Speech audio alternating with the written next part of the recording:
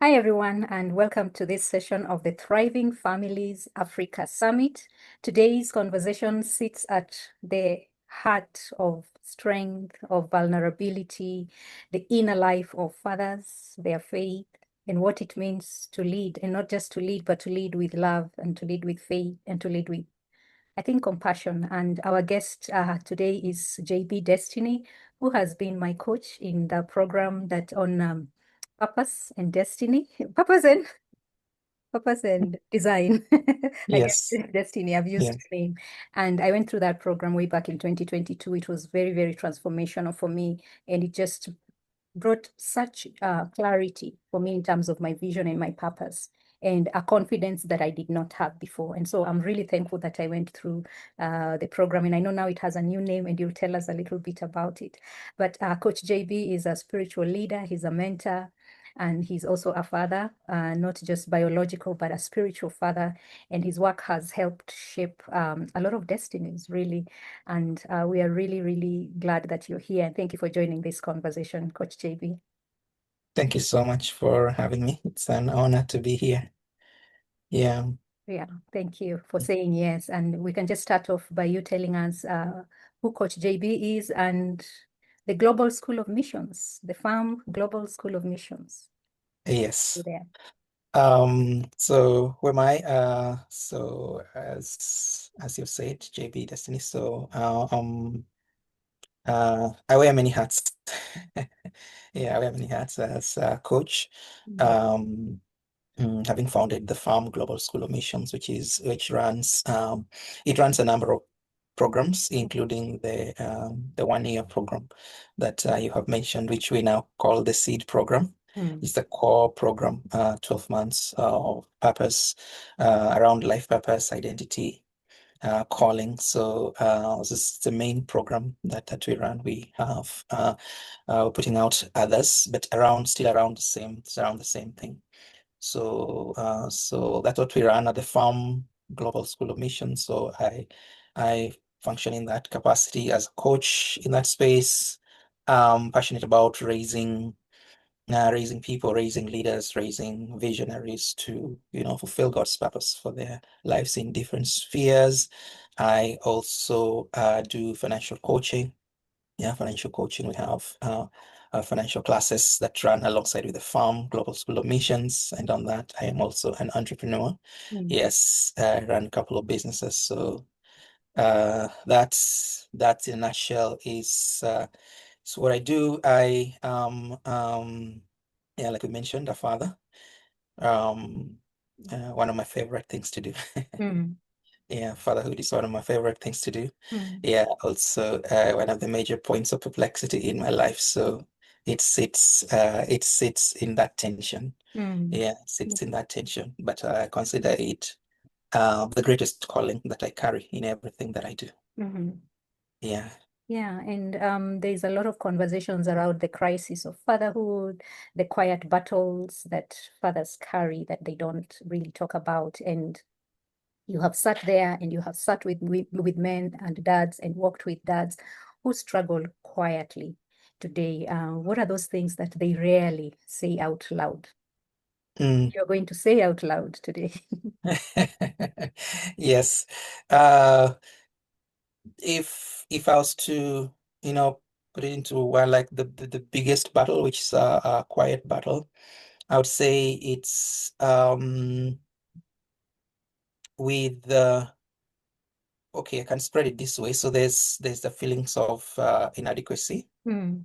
Yeah, feelings of inadequacy because looking at fatherhood, and as we learn, fatherhood is foundational. Mm. The demands of that role, even the expectations around it and all that. So fathers, including myself, struggle with that Mm. sense of inadequacy from time to time, because of, where the bar is. Mm. And with that now follows, areas where, there may be shortcomings or what.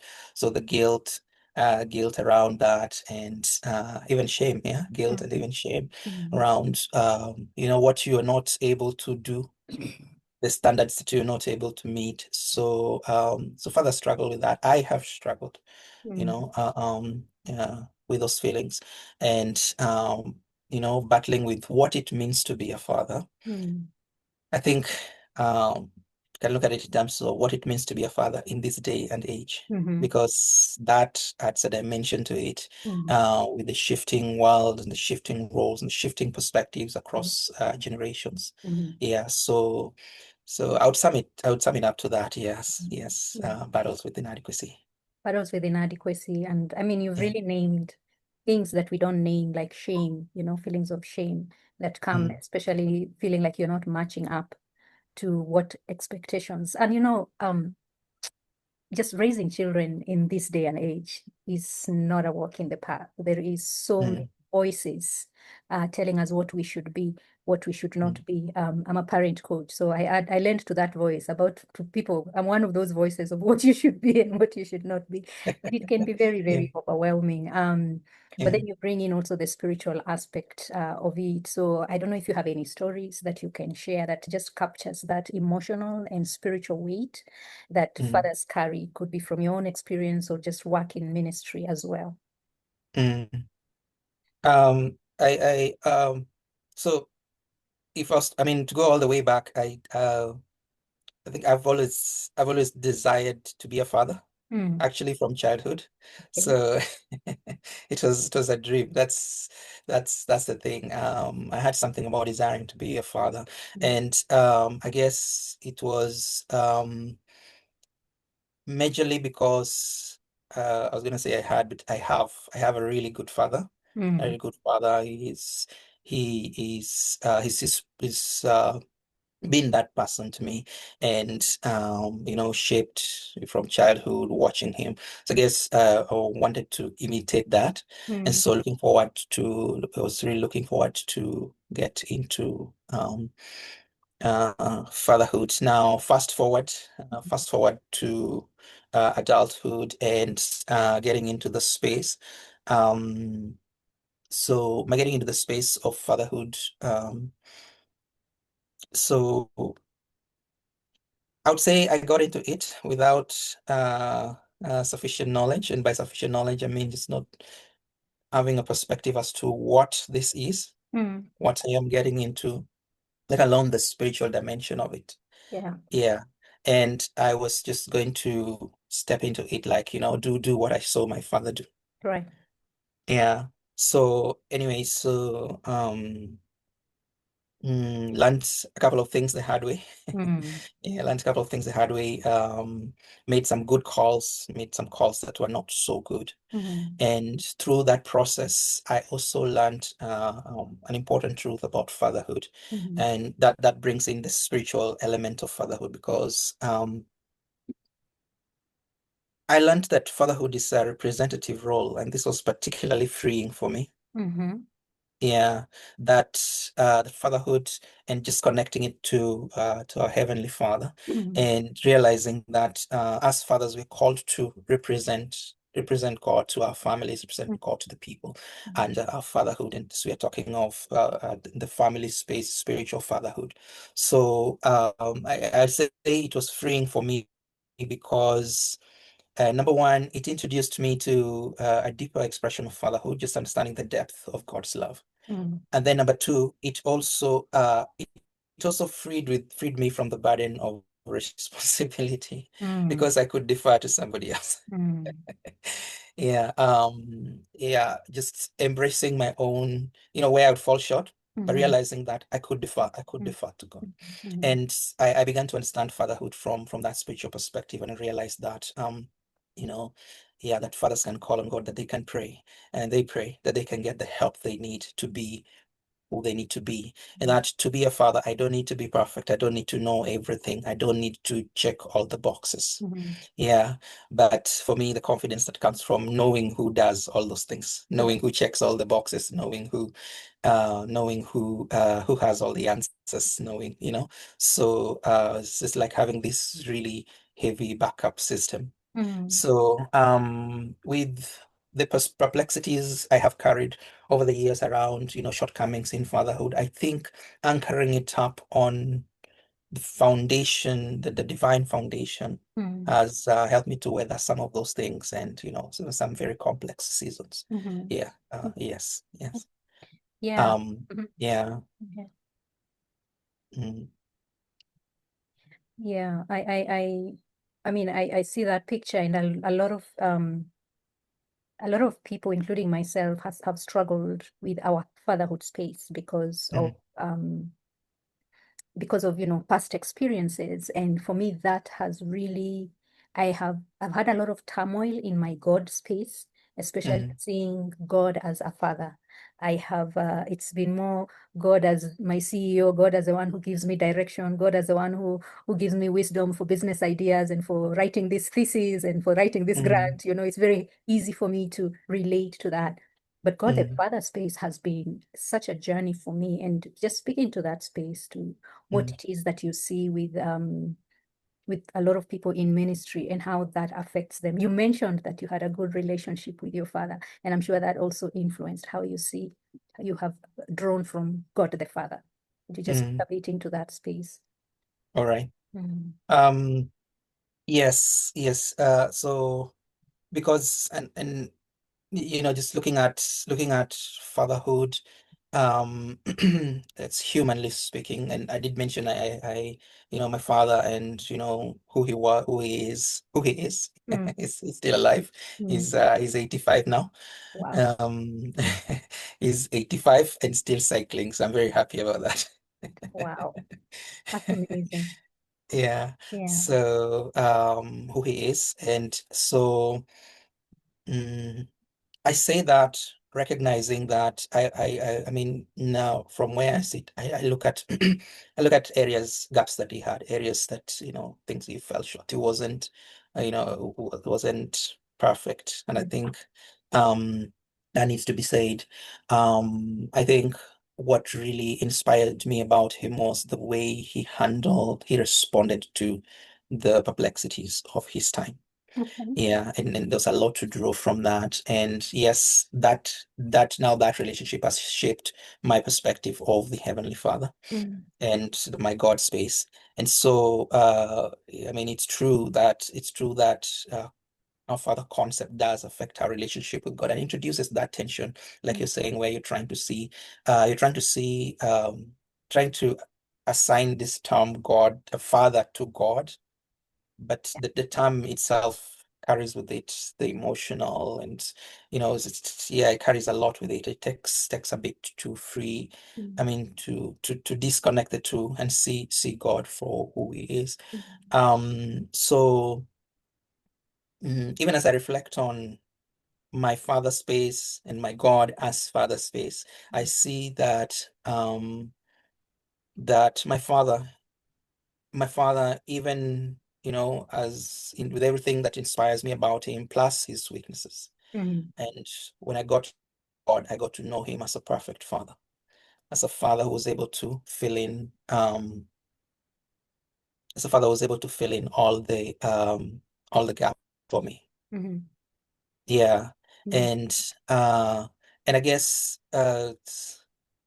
God then brings the redeeming picture of fatherhood, because when you look at the God kind of fatherhood, it comes with perfect love. Mm. So it's perfect love. It comes with perfect love, comes with all the other things that flow out of that perfect love that helps us to live our life to the fullest. Mm. So I think what I would say is to move towards a space where we can flip that script Mhm. and allow God to define a concept of fatherhood. Mm. And when he defines for us the concept of fatherhood, then we'll see him as he is. Mm. And I guess with that, I will be able to see our human fathers differently, Yeah. where they fall short, even where they meet our expectations, and all that, to see beyond that.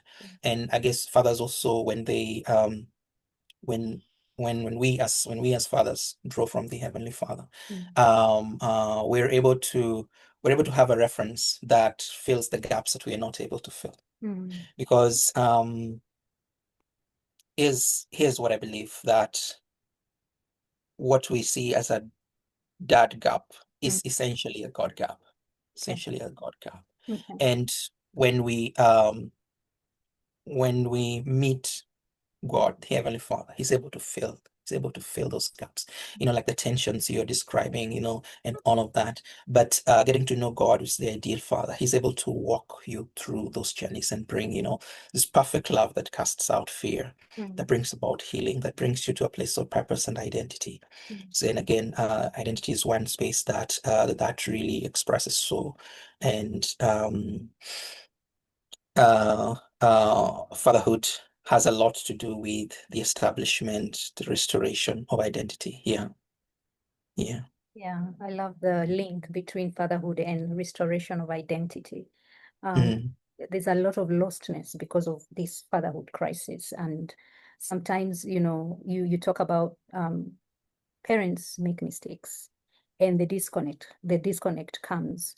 mm, And I know there are many people who could be listening, and as fathers, they're feeling, you know what, I feel connecting with my children is hard. What are some of mm, the things, how can you speak into that space? Just what are some of the things a father can do to reach out, or even just to keep their heart open mm. when the connection is hard? Yeah. When the connection is hard, I really like that question. Yeah, I really like that question because it really it really addresses a major touch point in fatherhood. That contact with the child. Mm. And so my experience, and I remember this particular phase in my life where kids at a certain age, they're somewhere below 10, Mm. grown up, and then I'm also here. I'm building businesses and trying to run them. Some are running down, and since it's the challenge of that financial pressure that is there, Mm. pressure of deadlines and piling bills, and just navigating what kind of future it is. So already, carrying that, and Mm. then also carrying a family that is at a very delicate phase. So that was a phase which really represented disconnection for Mm. me. It brought about disconnection, yeah, Mm. especially from the children. And yes, as a father, you're thinking, okay, I'm trying to do this thing so that you'll be okay. Yeah. You'll be okay. Yeah. It's like, but we also need you. Yeah. And like, where is the time? Mm. Is the time?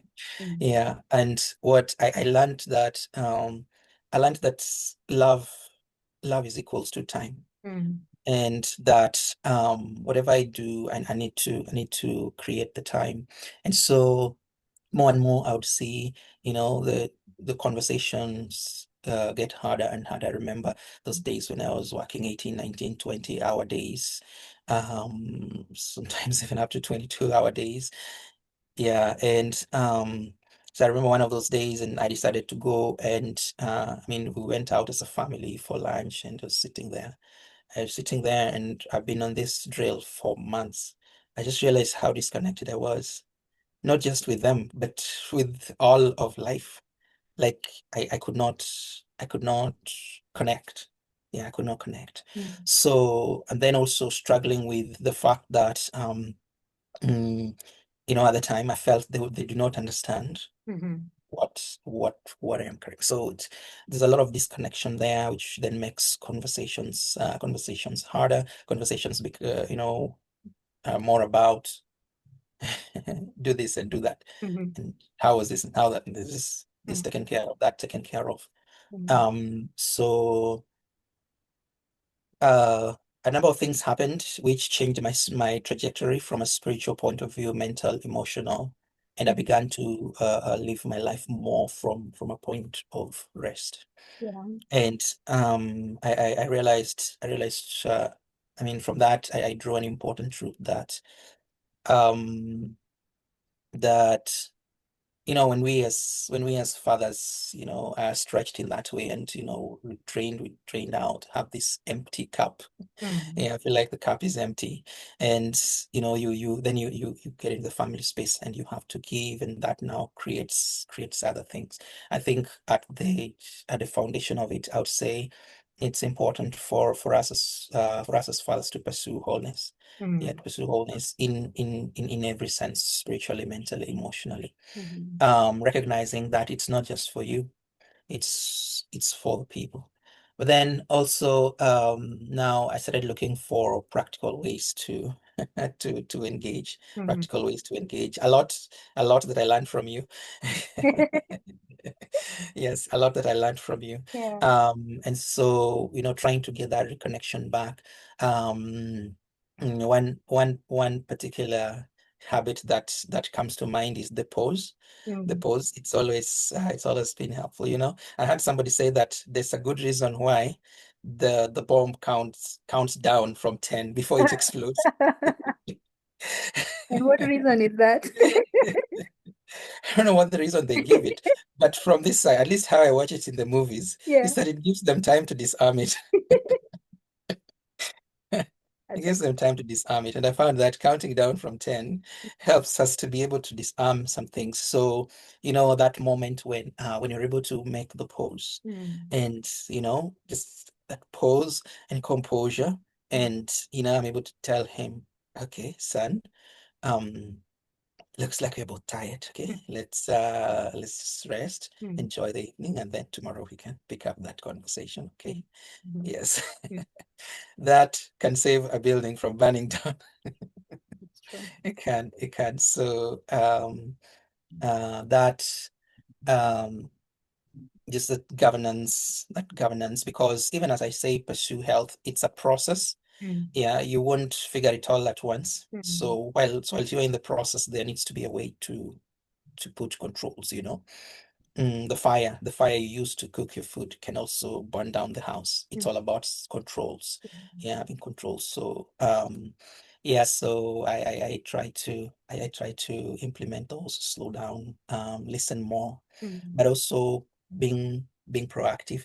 I enjoy building and making things. So that has created a point for me to connect with kids. So I am able to take a break from trying to save the world Yeah. and just build a car, sit down and build a car out of boxes. And that is as important, it's as important. So, yes. So, this just some things, some things that might be helpful in making the connections. Yeah. Yeah. And it just reminds me of one of the things we say in our sessions, one of the questions we ask, and I find that it hits dads the most is what percentage of your time with your children do you spend ordering, directing, commanding, and giving instruction? And even if Mm, we were to look at it in terms of percentage, we find most of them will say 70% of the time. Because mm, the role is very practical. That's what is expected of you to give them direction, to provide, to do this. So you find yourself in that mode most of the time.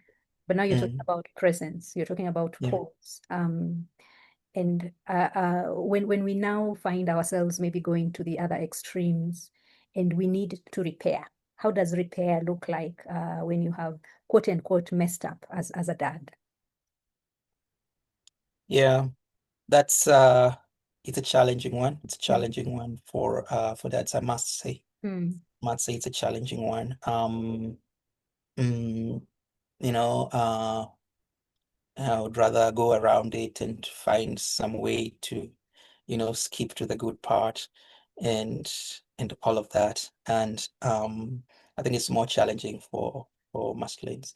yeah. But learning that, I think from the onset, from Mm, the onset, um, realizing our humanness as that, mm, recognizing that, I think it lowers it, and it allows you to be able to get to this point where you say that was wrong. mm, I was wrong. I did that wrong. I'm sorry. So being able to talk to a child or talk to somebody you're fathering and say, yeah, I'm sorry about that. Sorry this happened this way. And sometimes being able to make that move, that's all it takes to really break a lot of barriers. So um, it's one of those things we say, do something hard. mm, Yeah. like do something hard. So because when we do it, it saves generations. When the Bible says that God will turn the heart of the fathers to the sons and sons to the fathers, or children to the fathers. Yeah, it's both hearts being turned towards one another. Yeah, and I think mm, just first of all taking the initiative and taking that initiative, sitting with the person saying this did not go right. Um, 1, 2, 3, 4. This was wrong. And yeah, it's so powerful. It's liberating. I've seen it. I've seen it work. But it also gives permission for the child to now look at their lives in that way. It removes the burden of performance from them. Yeah. To realize that all I need to do is to be able to learn. I need to posture myself to learn. I don't have to posture myself like I got it. You know how they say the stereotype of fathers. Yeah. The fathers were the ones with the A's and Mm. with all the A's and Okay, yes.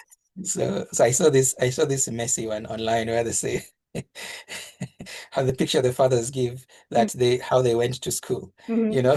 So this one was going to school, then there's like it was uphill both ways to and from school.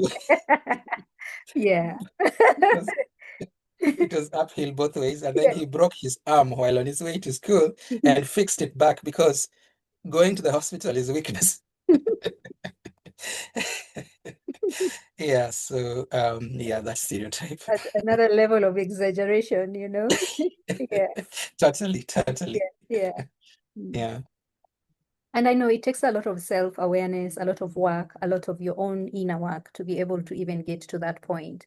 But for me, yeah. let's see how much that becomes a platform for your child learning how to deal with conflict, learning how Mm, to nurture compassion, and not just mm, for others, but also for themselves. Because for you to mm, be able even to step back and recognize where you went wrong, it also mm, requires you learning to forgive yourself and exercising mm. that muscle of compassion for yourself and for others as well.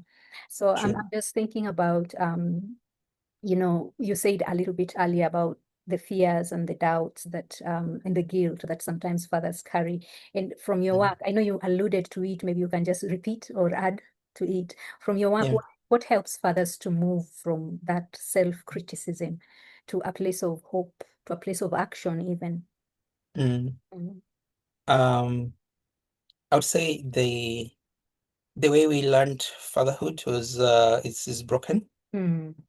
Yeah. We learned a broken concept of fatherhood. Mm. And one that if we continue carrying it will break us even more. Yeah. Um, because it's this picture of fathers that is flawless, and if you don't meet that flawless image, then then you fail, then you're discounted. And I've also find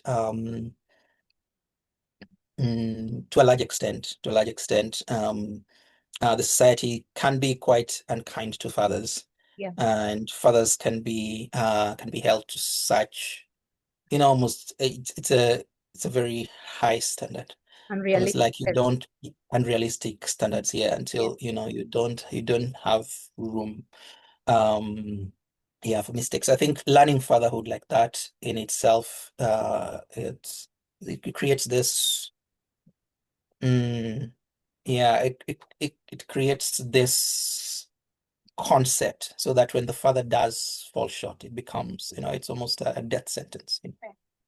um to die with it. And I have interacted with many fathers who are there. Mm. You made the mistakes. So made the mistakes also doesn't have a concept of fatherhood that allows them to go and say, okay, I am sorry, this didn't go right. Mm. So, but deeply aware of people that they've hurt, but also stuck as to how whether to address it. Yeah. Then there's also pride in there Mm-hmm. that stands in the way of, just waking up and saying, or even picking up that phone call and saying something. So, so when a father is battling with all these things, so at the basic level, I question the concept of fatherhood that they carry. Mm. Um, as a father, I have made many mistakes. Mm, I've made some good calls. I've made some bad ones, mm, and there are those I've been able to resolve. There are those that I still carry, a measure of guilt around. So when I share about the changing of perspectives, it's something I am continuing to reframe yeah. for myself, continuing to reframe. But yes, what is the right concept of fatherhood? I Mm, think when fatherhood was redefined for me as a representative role, as being able to defer to the Heavenly Father, it took away quite some significant weights. mm, Yeah, and that's helpful. mm, Also understanding that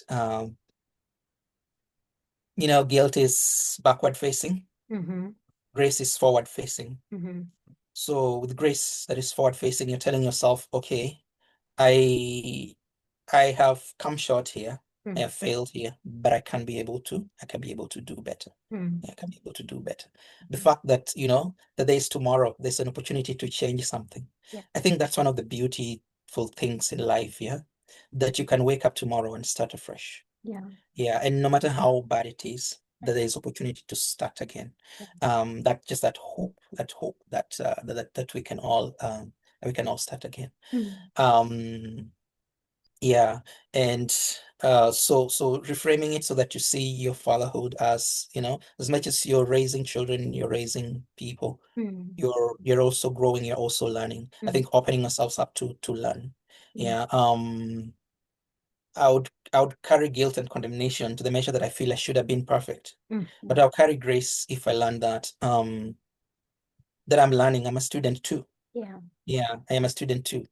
Yeah, I listened to the story of this father who shared how back in the day mm, he would raise his daughter, and they were not a well-to-do family, they were a poor family. He mm, said he wanted her to really grow and learn. And mm, so yes, he'd send her to school, but he'd also tutor her. And so he'll spend time during the day reading so that he could teach her at night in the evening when she comes. Yeah. And so I think that progression is very good for me, because then we are both learning. We are all on this learning curve. yeah, Yeah. yeah, We are all learning. I am learning as you're learning. I mm, think that idea of a dad who knows everything is a myth.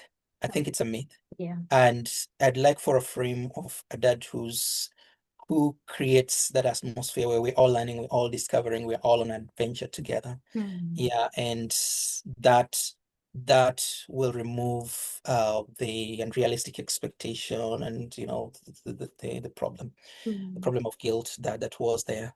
yeah, So reframing our understanding of fatherhood is great, so that we see it as a learning process. mhm, Allow ourselves to learn. mm, Yeah, allow ourselves to learn and remove the burden of, I am the one who has figured it all out. The truth is, none of us have.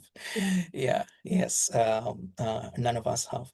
So, and I think one last thing I can add to that is that um,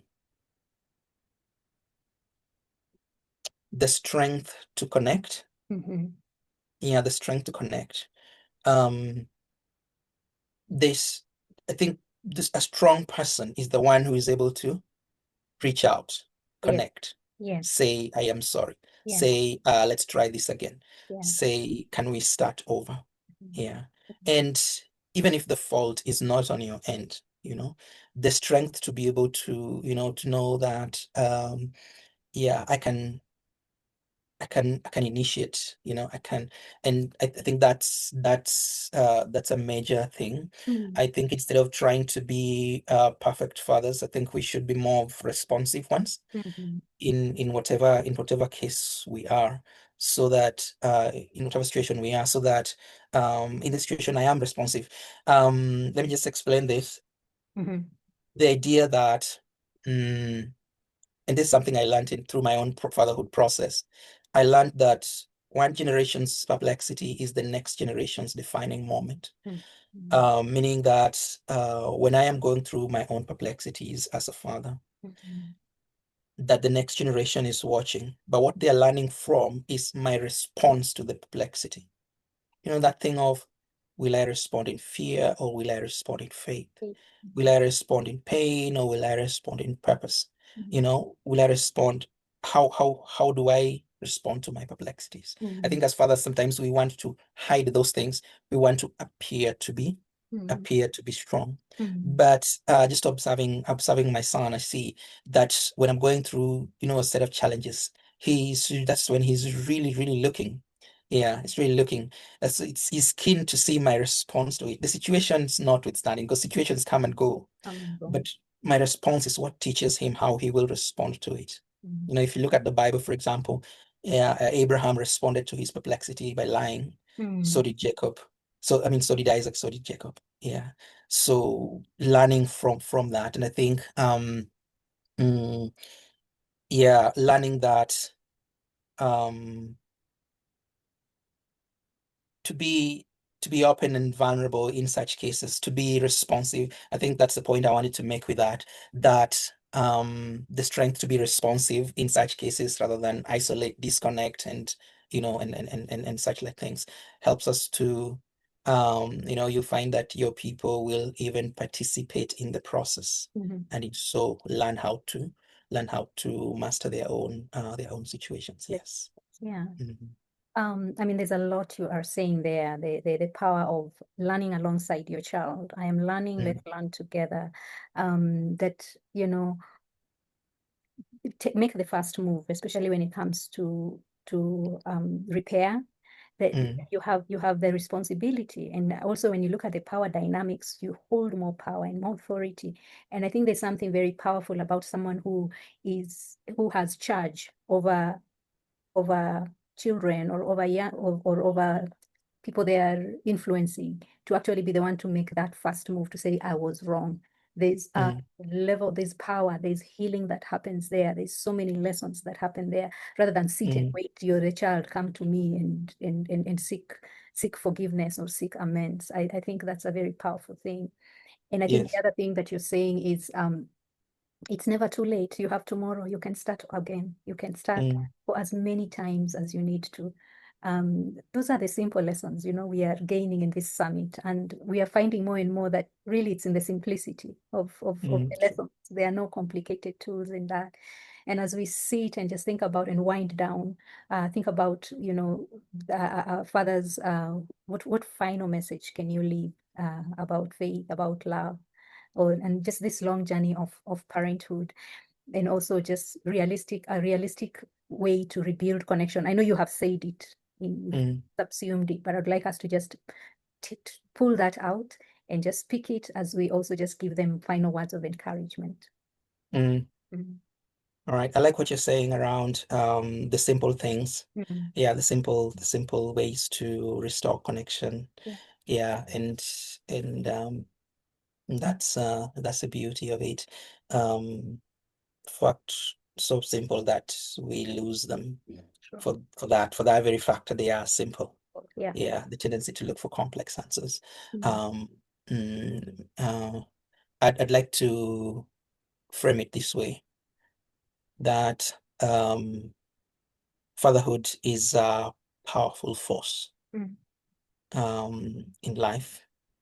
And through the instrument of fatherhood, we have the opportunity to express love, yeah, restore hope, Mm. um, yeah, heal identities, Mm. um, you know, strengthen people on the path to life purpose. Mm. Mm. I think by the very fact that fatherhood on earth mirrors the fatherhood of God means that it's such a powerful tool. Mhm. And what would I say to fathers? I'd like to invite more and more fathers to lean in. Yeah. Yeah, to lean into the space. I am a strong believer. Even with my perplexities, I am a strong believer that I keep saying that fatherhood is my most important role. Mm. And I think for fathers, that is that should be true. It should be true. I listened to this father who said that, is a lawyer. He said that he said, my family is my first business. My practice is an interruption to that. Yes, it's an interruption to that. And so I guess putting it, front and center, putting it front and center and seeing it as an important role, the significance of it. Um, I think that as more fathers lean in, and not lean in from a point of perfection, lean in from a point of vulnerability and responsiveness. Um, the simple things that I do with my children. Um, I have seen how, what a difference they make. Yeah, what a difference they make. Spending time, especially spending time now, we're being proactive. Yeah, I think the age-old wisdom of love is equals to time. Yeah. Um, yeah, knowing that, Oh. so there's opportunity to love, so spend time. Mm. It's as simple as that. Just Yeah. spend time. Um, yeah, and spend time, doing life, having conversations. My son had an accident 2 weeks ago, Mhm. and that increased the amount of time we would spend together. Yeah. Yeah, because I was with him in the hospital all that time. Yeah. We got to have many conversations, which we have continued to have.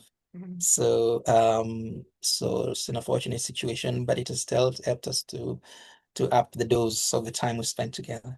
And I am enjoying the experience, enjoying the experience. Sometimes we are making things, sometimes we are just we're just talking. And so I like that Mhm. open channel Yeah. of communication with the children. Mhm. As fathers, we normally complain the children talk more to the mothers. Mhm. Yeah. Mhm. But I also realized that we can cultivate it. Yeah. Yeah, we can cultivate it so that we're able to have meaningful conversations. These are things that are cultivatable, if I can say that. Yeah. Yeah, we can create a rhythm of it. I've seen it work. Because I could say I'm not the more talkative one. Mhm. Mhm. But yeah, there's conversations we have that are meaningful, and sometimes Yeah. have them again and again, and you keep establishing that common ground. So I would encourage fathers to lean in that way. I would also encourage fathers to lean into faith, because I think that fatherhood is a divine role, and it can't be done on human strength alone. Mhm. Yeah, so a father who spends time in prayer, Mhm. yeah, there's wisdom you gain, there's strength you gain, so Mhm. that you're able to show up in spaces where to be hard to show up, because you will meet those challenging circumstances. So to be able um to lean on to faith, just an ongoing day by day engagement that that empowers you in the fatherhood role. Right. Yeah, and I think culture-wide, to just create a culture that celebrates fatherhood, Mm. and so that we can encourage more and more fathers to be responsive. Yeah, to be responsive. Whatever happened in the past, to be able to release whatever happened in the past, to reconnect where connections can be made, because like I said, guilt is backward facing. And when we are facing that way, we don't progress. But grace is forward facing, and there's more gains to acquire in the future Mm. as we release all of the luggage that may be there. Mm. I think what else I can add there is yeah, for fathers to connect with other fathers. Yeah. Yeah. Yes. Yeah, communities, Yeah. communities that encourage this fatherhood conversation. I think you do a good job of that. Speaking of connected communities, I think I love the beautiful work you do around that, connected communities. The idea that people can have conversations around what it means to be wholesome families, thriving families, even with all the perplexities, the challenges that we're currently navigating. Yeah. Yeah. I don't know if there's a better way to end that we, as we connect in community, we can still thrive amidst Mm, the challenges and the complexities. And we are finding more and more that it's okay for both to exist. It's okay for mm, perplexities to exist as we continue yes. find solutions, as we continue to connect with one another. Thank you so much, Coach JB, for saying yes to this call of fatherhood, and not just fatherhood biologically, but fatherhood in the space of helping people just grow and step into their purpose and thrive in their destiny as well. And also for reminding us that it's in the simple things, it's in the small steps, it's in the recalibrating over and over as we learn alongside our children. Thank you. For those who are would like to get in touch with Coach JB, we will have his information and his details as part of the summit resources. Asanteni for being here. Thank you for having me. Yeah. All right. Asante.